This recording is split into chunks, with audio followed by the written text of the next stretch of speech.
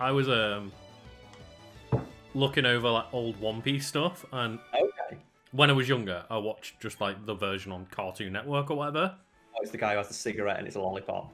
Yeah, there's that one, but there's also the character called Smoker, who's always got like cigars in his mouth. And has he got a lollipop as well? No, he hasn't. They just removed the cigar and he's just got a smoke around him. That's incredible. I actually kind of like that. Yeah.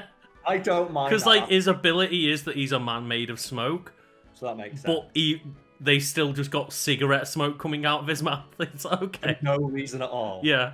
But as a kid, you don't notice it. It's like when you watch No, the you Power don't. Rangers and you realise, like, as an adult, this was some cobbled together horse shit. Oh yeah, it really This is. is like, it's barely. You can see the strings on everything. You can see the seams coming apart, but in the best way possible. Yeah, and it still works. It still holds up. It still does, yeah. But Power Rangers is still great. Christ. Love Power Rangers. And the thing is, I even looked at that for like one of the Fat Fiend clips we did. You know, that giant battle of just the army of Rangers coming out of nowhere. Every single Power Ranger, yeah. And it still looks just really cobbled together now. But it's really fucking cool when you see 18 Red Rangers flying around. Yeah. I love that one. That's like probably one of the best seasons of Power Rangers, where I think it's like Legendary Ranger Power. Something like that, yeah. In this series, like the gimmick is that they use other gimmicks from other seasons, so they can use footage and costumes from old shows. And I remember, like, that sounds stupid, but until they did, Legendary Ranger Power, Mighty Morphin, and they put the original Mighty Morphin costumes on, and I lost my shit. Like, you know what? Sold, instantly sold. The instant, I did not realize I had such an attachment to those costumes. Oh yeah, yeah. So I saw them appear on screen and heard the original voice. I'm like, oh! You hear, yeah. It's like, oh god damn it! Like, So fucking Jason David Frank still doing it. He loves it. Oh, I would love it. God, that's one of the greatest gigs. Like, Being you the just love fucking Power. the White Ranger And the Red Ranger. And the Black Ranger. and the every Ranger. Jesus Like, they Christ. bring him in, he's in that episode of, like, when all the Rangers turn up. It's like, oh, look, it's the Legendary Rangers. And he takes his helmet off, and of course, it's Jason David Frank. Yeah. Like, who else would be the leader of the Legendary Rangers? It's the Legendary Ranger. What everybody fucking knows. Well, that's the thing is, most people do because he's been in that many different seasons that So no he- matter what age you are, you probably relate to that character. Yeah, or you probably recognise him from the series of Power Rangers that was on when you were a kid. Exactly, yeah. Because it's not just, oh look, it's the Green Ranger from 20 years ago. Oh, it's the Red Ranger from this season and the Black Ranger from this season, and yeah, I fucking love him so much. I love it. Because all he does is walk around like, I'm a Power Ranger now. Eat shit. Oh, that would be my life. Just telling people I'm a Power Ranger, and it's like, you are. I can't take it away from Yeah. you, he's a Power Ranger. Well, it's like when Andrew Garfield would just walk around in his Spider-Man outfit, didn't he? And he played basketball with people and dunk on them as Spider-Man. That's why he's doing it. It's like, would you not? Yeah. If you had the chance to walk around as Spider-Man Would you and not? legitimately have the thing of, I am fucking Spider-Man, so I'd do it. It's like there's that great interview with Paul Rudd, where he talks about when they were filming the Civil War fight scene, and he kept walking up to all the people and asking to hold their props. Oh, okay. Like he said, like Chris Evans needed the toilet. Yeah. He was just handing off the shield to a stagehand. Mm-hmm. And Paul Rudd went, "Give me it." Like, I want to hold it. And he's there holding the shield, dressed as Ant-Man. Like, yeah, this is the shit right here. But you would. You really would. You would 100% do the exact same fucking. Oh, do. Look at it. Oh, God. All these bird trainers. Right, Every time Meganium's coming out, it's just poor Pamela. You know, I was just Googling Power Rangers and I looked at the screen and see a dodo. I'm like, yeah. Oh, God, I love Power Rangers so much. God. There we go. Mike's getting up one level. It's like, why would you not just take Captain America's shield? Oh, So I've been doing, because I've obviously just been stuck inside, and I'm just like, there's no content coming out anymore. yeah. I'm on Marvel, and I'm just watching, like, not just rewatching the Marvel movies, then watching all the extra stuff that's on Disney Plus. Ah, right, yeah. Or it's talking about just a little like mini doc on throwing the shield. Oh, okay. They were talking about how, like, this is one of the most iconic things Captain America does in the comics, but could not figure out how to, like, realize it on screen. Yeah. we couldn't figure it out because we couldn't make it not look stupid. Because we tried to do it like throwing it like a frisbee, but it always looks awkward, and you couldn't do it while you were running. Yeah. And it looked really lame when he threw it like a thing. Oh, Then we Dodrio's sprite. Yeah! That looks amazing. So fucking cool. I think that might be the coolest sprite I've ever seen of Dodrio.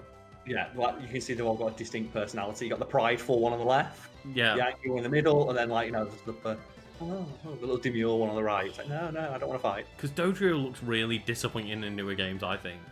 It does, because it doesn't have personality. No. They don't give it enough personality, which is supposed to be the point, like each head has its own distinct personality. Yeah.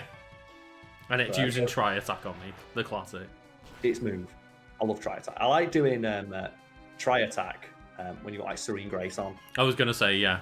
Double the chance of getting a paralysis. I think it makes it a 20% chance to get 1 of 3. Yeah, which is great. So like 60% chance to do something. Yeah, because it's a 20% chance for each one to be inflicted. And obviously you can't stack them, but... God. With Captain America, it was Chris Evans. They just gave him it. Yes. Like they said, okay, so he went, I've got an idea here. And Joe, like the weird thing he does, like where he throws it from like downwards. Yeah. And he throws it upwards towards the camera, like at a weird angle, like a discus. Yes. Type thing. That was his idea, and that's how he figured out, like, this is how I can do it without it looking awkward. Oh, okay. And like that, I would say that's probably one of the most iconic things that version of Captain America does now. Like Joe, where he like leans right into it and he throws it from all the way down upwards towards the camera. And it was Chris Evans' idea. That's cool, because as soon as you say it, I see that shot in my head. Yeah, and it was Chris Evans thinking like they were trying to figure out. He says, "Well, just give me the shield and let me figure out how to throw it and it not feel awkward." And that's what he came up with. That's cool. Because obviously, yeah, if you've got the actor in the suit, it's let me do what feels natural, and that would look natural then. Yeah, and that's what he did, and they came up with that idea, and I thought it was just a really neat idea. Yeah. And they're showing you like the CGI they use to make him thin. Do you like for thin Chris Evans? Oh yeah. They filmed like every scene 3 times. Because didn't they had to film like the blank scene? Yeah. They had to film it with the smaller replacement body. Yep, and then they filmed it with Chris Evans. Because they just used a different actor, didn't they, with a smaller, slimmer body. And they've got an interview with Kevin Feige where he had like some of the test footage. Yeah. And he took it and he showed it to like some executives, like to get funding to secure to do this idea. And he showed them like Chris Evans, thin Chris Evans, and a scene later. And they asked him, so, how long did it take him? What do you mean? Like to get big again? And Kevin Feige went, that was it. That's how I knew. They didn't even clock it as CGI. They legit thought he just got big. And we'd use camera trickery to make him look shorter, and he's like, fucking done. And then he compared that to like the Superman one with the fucking weird CGI mustache. Oh, God. Because it looks good still now, like 10 years later. It does, yeah. And they have like a great interview with the guy who plays like small Chris Evans. Yeah. And he's like, yeah, Chris Evans is like massive and wide and just handsome and attractive. I'm the opposite of that. It's like fair play that he knows that he's not Chris Evans, but goddamn, that's just. He lent into it, Karl. He knew his place. And to be fair, I think most people in life can sit there and go, yeah, I haven't got shit on Chris Evans. No one has. Yeah. So I think that's a reasonable thing. But when he accidentally posted his dick pic, and I've not seen it, but all I know is the amount of women who were like, "Why does he need me all day when he's walking around with that bastard?" It's like, fair play, Chris Evans. You go, Captain America. You fucking go, man. Living his best life. Oh God. So, yeah, I guess like, let's go fuck up Koga's daughter. Is it his daughter or is it somebody else? I feel like it's Koga's daughter. Which means that, canonically, Koga fucking got some. Just like Ash's mom. So we all knew Ash's mom could get it, but it's nice to be confirmed. With a weird Mr. Mime thing. I hate that. I hate that she makes it eat off the floor. Oh God, what? Have you seen all those pictures of like when Mr. Mime eats, he eats off like a bowl on the floor? Oh no. And like everyone's like got that fan theory in their head of like, oh yeah, Mr. Mime's actually sentient, but he's got a humiliation fetish. Oh no. Or you have all those screenshots from the show of like Mr. Mime with his hand on Ash's mom's lap. That was the weird one, yeah. And everyone's like, what the hell's going on here? I don't like this.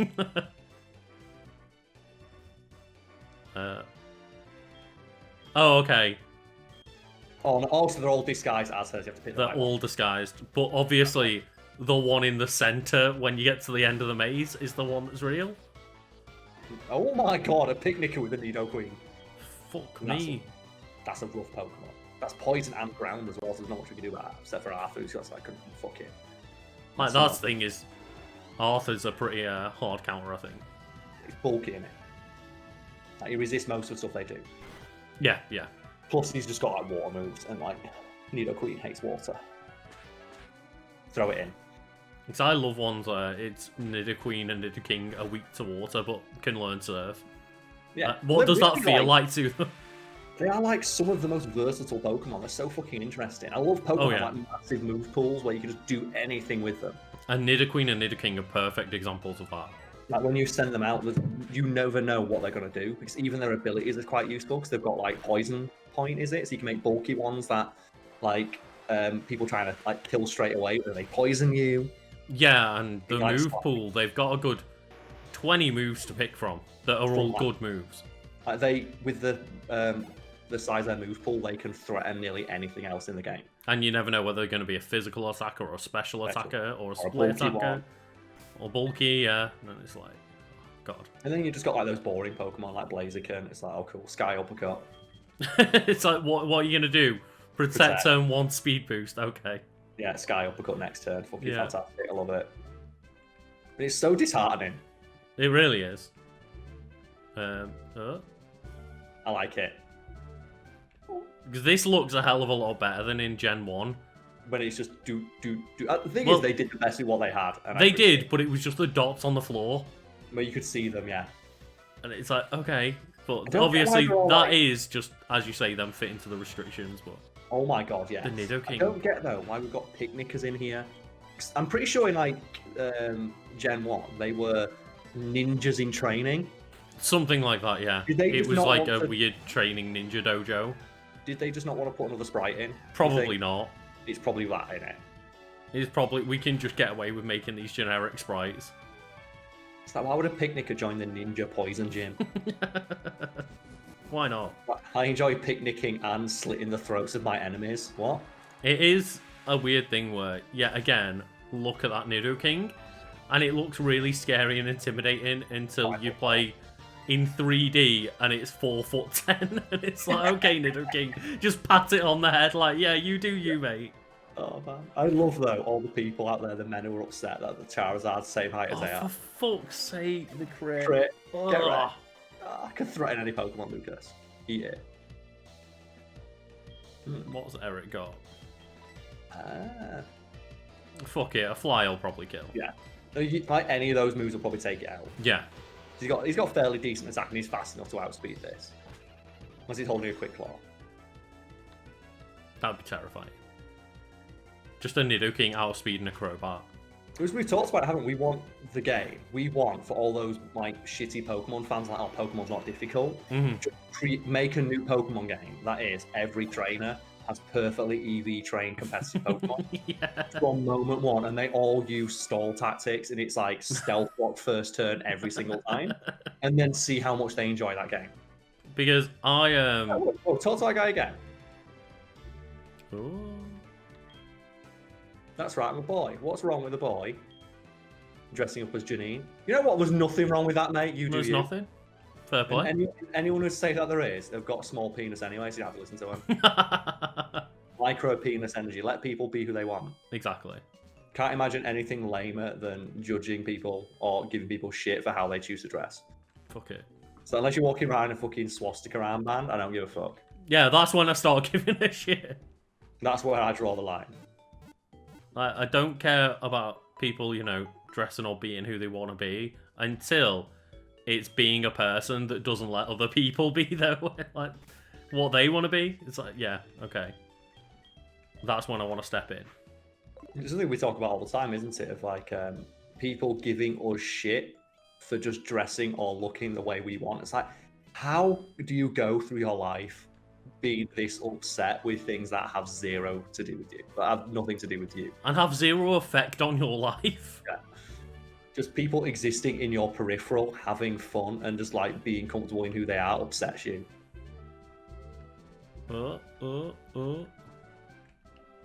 Janine. I'm the real Oh, deal. cool. Janine of Future Gym. Yeah, that you could tell. Not as much effort went into these. Yeah, yeah. But look at this fucking design. This design's awesome. Also, I'm turning up the stream volume for this one because fucking yeah. Oh, listen to that fucking remix. Oh, it's so good. Like, it's never gotten better than this song. I genuinely think, like, Gens 4 and 5 hit that perfect point. Yeah, they have the best music. Yeah.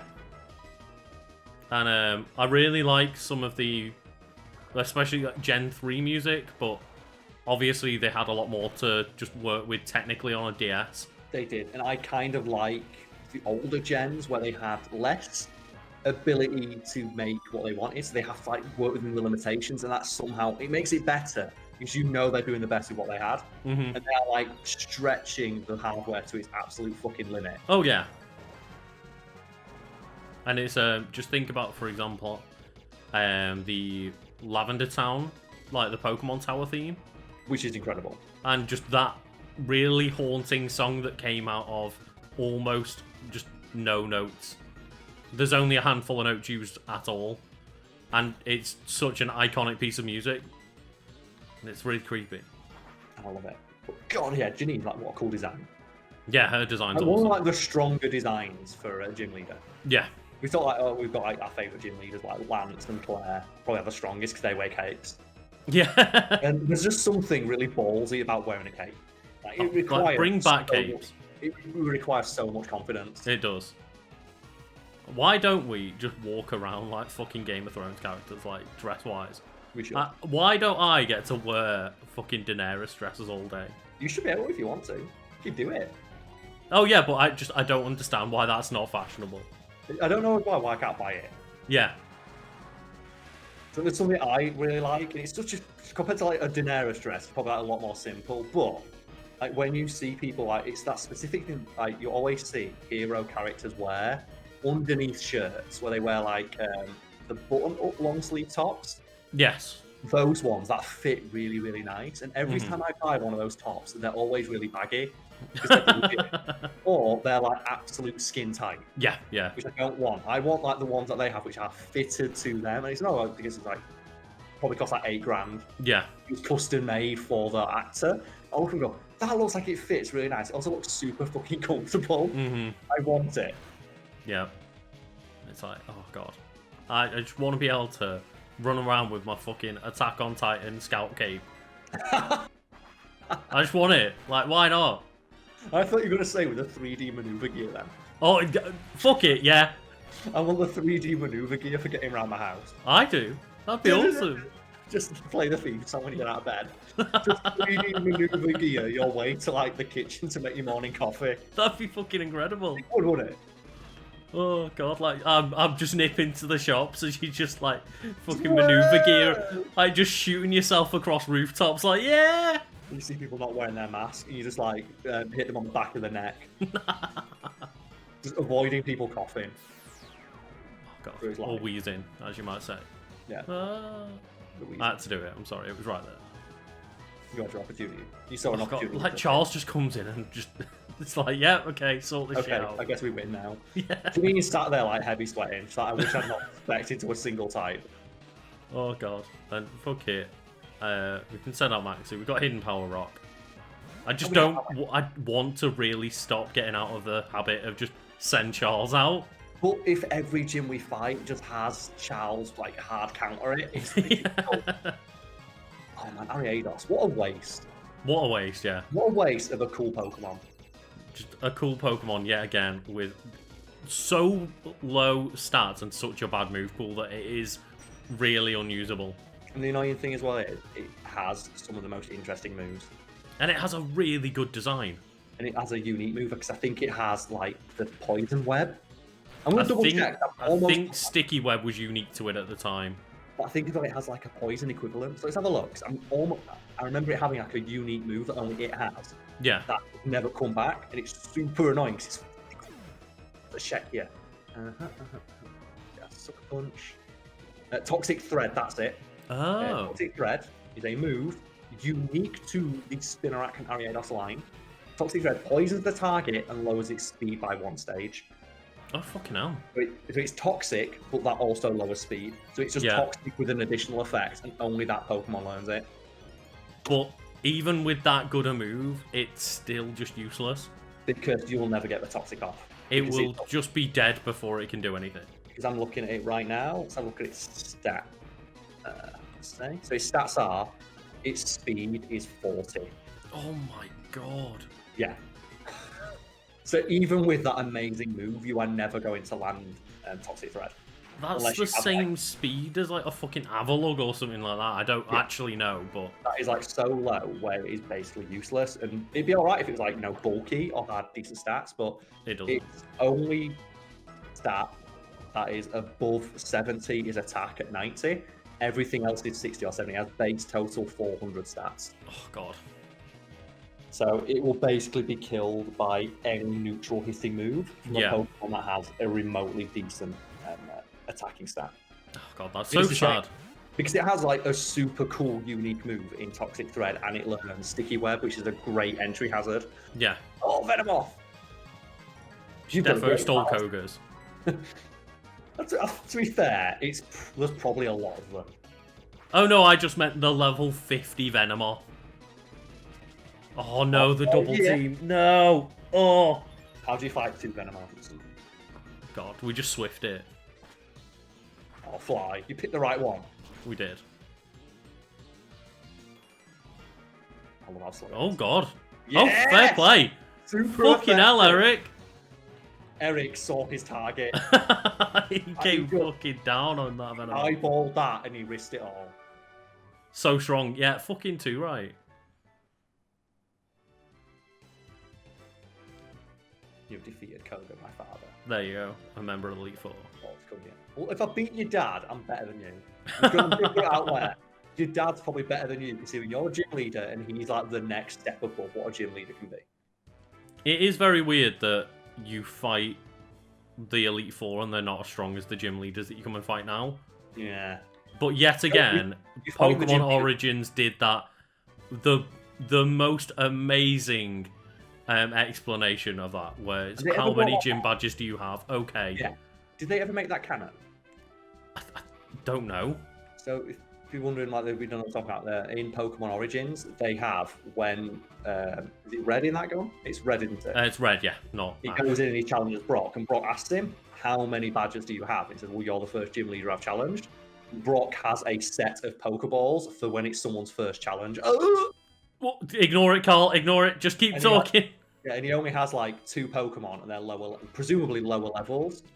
So yeah, and he just has like a giant wall, and he pulls out a drawer and goes, "Okay, I'll use these 2 Pokemon then." Because it's presumably this is your first gym challenge, so you've only been a trainer for a short while. So I've got 2 Pokemon. Yeah. And they never made that canon or brought it in the game. It's like, but it explains everything. It makes perfect sense after this. And I believe what you do at the end of this is you either have to or you can fight the Elite Four again. And they go, yeah, oh, you've got 16 badges now. We're going to use our stronger Pokemon. Oh, yeah. But they don't mention we're going to use our stronger set of Pokemon. They're just all stronger. Oh, Route 19's blocked off. Yeah, we couldn't render it. Like Iwata tried, but he couldn't. Like he really, really tried. We have to go to Pallet Town. Yeah, Pallet Town. Like, how old were you as well when you realised Pallet Town, and then every other place is named after a colour? Paint palette, colour. Oh, right. It's one of those things that you know the person who named it fucking tossed themselves off something. Yeah. Like, yeah, I'm so fucking smart. Because they're not colours, but like saffron. Saffron is a shade of a colour. Yeah, I think so. Like cerulean blue. Yeah, that's what I mean. Like, I don't know if is like saffron technically a colour, or is it just a colourful thing? I think they're shades. Yeah. Like Bob Ross will probably have words. Is that a bunch of skitties on the floor? I know it's Apoms. I was thinking that I couldn't. Oh, Apoms! Don't you love when you go Gen 2? You fight an Ambipom and it does fake out and then it throws a King's Rock. It does the fling of the King's Rock, yeah. And then uses U-turn next turn, and that's all you fight in Battle Tower, and you're like, I fucking hate this. Oh no, don't forget about the double hit with Skill Link. Come on. Come on, Karl, there's that one extra move. God, I fucking hate it. Whenever I saw that in the Battle Tower in Sun and Moon, I'm like, fuck this. Yeah, you know exactly what it's doing. It gets fake out every time. Yeah. Every single time. I'm going to go for a quick bathroom break, though, while you head to the next city. Yeah, no problem, yeah. Right, so how many badges have we got? Can we have a look at the grand total? We can, yeah. And I've just been, to clarify, I'll cut out that little bathroom break for you, but I've basically just bought some medicines because we had lots of money and could use some more. Oh, we're just balling. Yeah. Like, we are balling beyond measure. Like, fuck it. We're not catching very many Pokemon, so I don't want to stock up on a bunch of Pokeballs. There's just not enough Pokemon about. There's really not. And when we've got to make this effort of leveling up a Slugma from level 29 when we're in the 40s to 50s, it's not worth doing it all the time. So we've got Misty, Brock, Blaine, and Blue. Noticing a lot of bees in there. A lot of bees. So who should we go for next? Well, I think what we have to now do is make our way up to Cerulean, because if we need to go to Pallet Town, the only real way we can go is up. Okay, that makes sense. So if you look... yeah. So this way is blocked off, so we can't go to Cinnabar. So we've got to go up that way through Cerulean. So we should go Cinnabar last. Yeah. And we'll fly over and we'll get our way to like Cerulean. We'll just call it there for now. Okay, that sounds good. We've got a nice gym badge for the day. We've got a gym badge. Also, we can like go to Cerulean and we can just hammer Misty with our Pamela. That's true. It's going to be Pamela's time to shine, and then Brock straight afterwards. Meganium's just straight grass, isn't she? Yeah. Like Pamela is. Rock and Water are going to do very poorly. Because I just thought to myself, I was like, if we encounter a bunch of fucking Starmies and we're a grass poison, then it's just going to psychic us, but no, we're safe. We should be good. So what are we hanging out with? See that? The Slowbro. Yeah, look at it. That was... Oh man, imagine taking a Slowbro for a walk. She's been stuck there for 3 years, Karl. That is your entire morning gone. Yeah. So, the weird thing about this is always, and we'll just save in here, I guess. Because fuck it. But, the weird thing to me is, you can tell how much it was just an afterthought, an amazing afterthought, and one of the best endings to a game ever. But when in, Johto, every single one's like, well, go talk to this gym leader, go do this quest before the gym. And this is, you get into Cerulean, what do? Walk into the gym. You just walk in, kill a Pokemon, walk out. Do you know why? It's because they've got shit on lock in Kanto. They know what they're doing. None of that like faffing around. It's like, if you want to battle, just come in and battle us. We're here. We're waiting. We've been waiting for a while. Stop messing around. So yeah, next time Pamela and Maxie are gonna have a fucking baller of a time. They're gonna have a field day. It's gonna be so easy for them to just clean up. Oh god, it's gonna be so easy. It's gonna be so easy. Grass type, man. What chance do they really have? Grass type, man, against water type. Get wrecked, Misty. No chance. No fucking chance.